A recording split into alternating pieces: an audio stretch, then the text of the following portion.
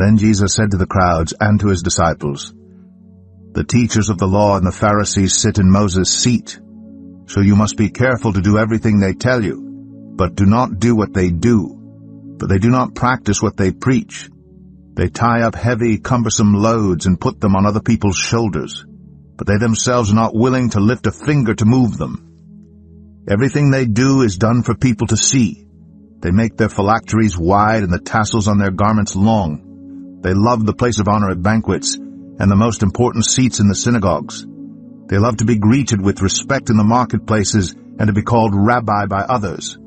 But you are not to be called rabbi, for you have one teacher, and you are all brothers. And do not call anyone on earth father, for you have one Father, and he is in heaven. Nor are you to be called instructors, for you have one instructor, the Messiah. The greatest among you will be your servant. For those who exalt themselves will be humbled, and those who humble themselves will be exalted. Woe to you, teachers of the law and Pharisees, you hypocrites! You shut the door of the kingdom of heaven in people's faces. You yourselves do not enter, nor will you let those enter who are trying to. Woe to you, teachers of the law and Pharisees, you hypocrites! You travel over land and sea to win a single convert, and when you have succeeded, you make them twice as much a child of hell as you are. Woe to you, blind guides! You say, if anyone swears by the temple, it means nothing, but anyone who swears by the gold of the temple is bound by that oath. You blind fools! Which is greater, the gold or the temple that makes the gold sacred? You also say, if anyone swears by the altar, it means nothing, but anyone who swears by the gift on the altar is bound by that oath. You blind men! Which is greater, the gift or the altar that makes the gift sacred?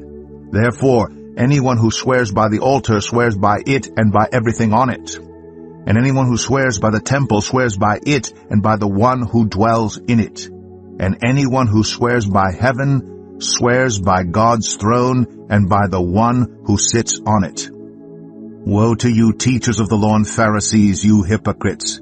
You give a tenth of your spices, mint, dill, and cumin, but you have neglected the more important matters of the law, justice, mercy, and faithfulness.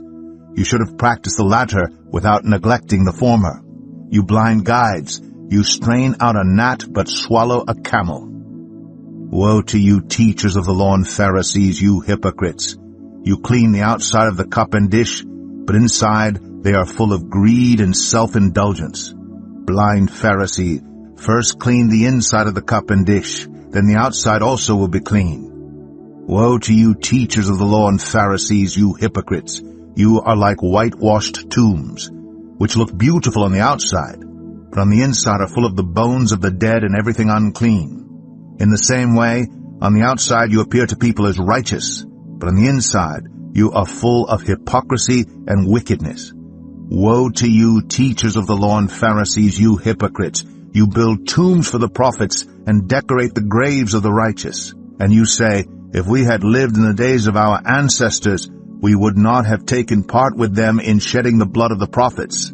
So you testify against yourselves that you are the descendants of those who murdered the prophets. Go ahead then and complete what your ancestors started. You snakes, you brood of vipers, how will you escape being condemned to hell? Therefore I am sending you prophets and sages and teachers. Some of them you will kill and crucify, others you will flog in your synagogues and pursue from town to town. And so upon you will come all the righteous blood that has been shed on earth, from the blood of righteous Abel to the blood of Zechariah, son of Berechiah, whom you murdered between the temple and the altar. Truly I tell you, all this will come on this generation.